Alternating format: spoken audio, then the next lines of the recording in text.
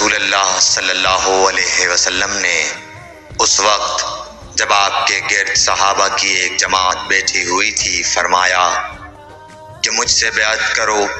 اس بات پر کہ اللہ کے ساتھ کسی کو شریک نہ کرو گے، چوری نہ کرو گے، زنا نہ کرو گے، اپنی اولاد کو قتل نہ کرو گے اور ناآمدن کسی پر کوئی ناحق بہتان باندھو گے اور کسی بھی اچھی بات میں اللہ کی نافرمانی نہ کرو گے۔ جو کوئی تم میں اس عہد کو پورا کرے گا تو اس کا ثواب اللہ کے ذمہ ہے، اور جو کوئی ان بری باتوں میں سے کسی کا ارتکاب کرے اور اسے دنیا میں اسلامی قانون کے تحت سزا دے دی گئی تو یہ سزا اس کے گناہوں کے لیے بدلہ ہو جائے گی، اور جو کوئی ان میں سے کسی بات میں مبتلا ہو گیا اور اللہ نے اس کے گناہ کو چھپا لیا تو پھر اس کا معاملہ اللہ کے حوالے ہے، اگر چاہے معاف کرے اور اگر چاہے سزا دے دے۔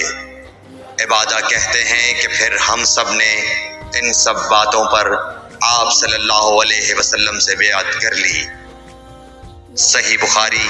حدیث نمبر 18۔